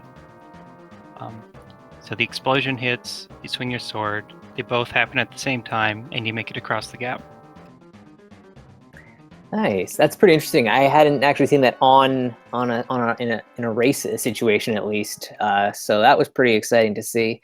Unfortunately, Solty said that he might unfollow you because of that. The failed attempts there. Yeah. I'm sure he was. well. I thought the way you just brushed that off, like, yeah, whatever. I got my sight on that bounty that Sinek put up. That's kind of a bigger deal. Nice. Yeah. So, how many qualifiers have you participated in so far? This is my first. All right, so you still got a bit of ground to make up, I guess, from this point. But there probably, not much worse that could have happened in this one, so in your future races, I'm sure things will kind of pick. Yeah, I think my time was still good. Yeah, if you take out the reset. Yeah, it's still a pretty solid time with regards to what ended up happening here. You still had a pretty solid effort. It's just time to build on from there, and let's see if you can't make it to the brackets, as well as get yourself a good position in groups for the live event in Herndon, Virginia. Yeah. So about this seed, I'd like to comment that that first CAC visit didn't work out for me. I took 100, went to CAC, and then I bought bombs. The next chest was the 10 bombs. I found the shovel. I had no way to turn that in, so I missed out on the sword the entire seed. So Sinek is putting the bounty out into chat there. Do a Moldorm 2 bounce during a race where you finish at least top 30%. I'll give the first person to do so a month of Discord Nitro. Oh boy. Nice. I have one clip from the other night where I did get the bounce in a race, but I finished bottom 30%, so it's not valid. Ooh. Yeah, so that early game was a little unfortunate. We saw you go back up Death Mountain to get that second sword to then make the Aga play as well, which was super annoying. That we just kind of had to orphan the shovel spot for some. Yeah, it just didn't work with the way I went through CAC. Yeah.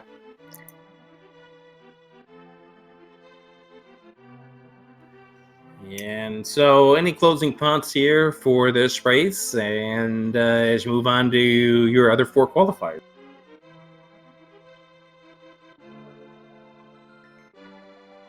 I don't know. Thanks, SpeedGaming, for putting this together. Rick and Sabo for commentating.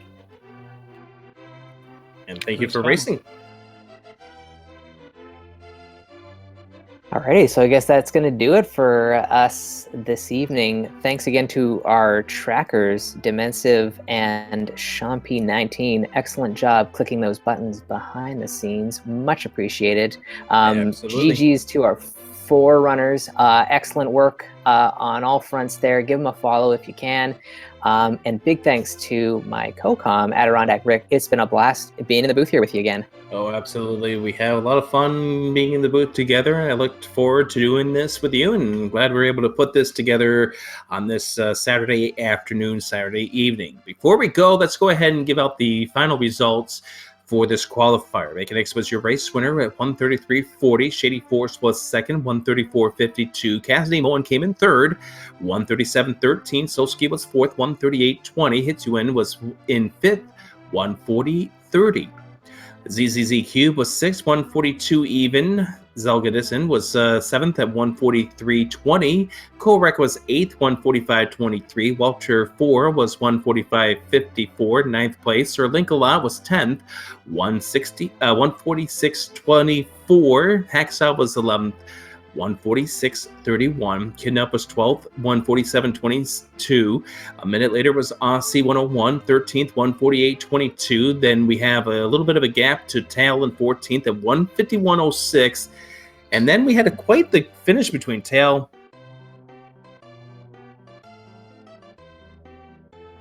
and Abandon the Myriad. 151.08 for Abandon the Myriad, so only 2 seconds behind Tail. A0 was 16th in 154.42. Ravis was 17th, 154.55. Nip Boy was 18th, 156.38.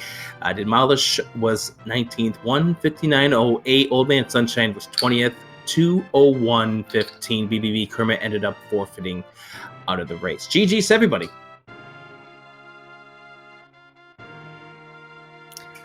Alrighty, so that's going to do it, and we'll catch you all next time. So thanks a lot for tuning in, and we'll see you next week. Next SG Live qualifier for Link to the Past tomorrow, 12:15 p.m. here on twitch.tv/SpeedGaming. We'll see you then. Good night.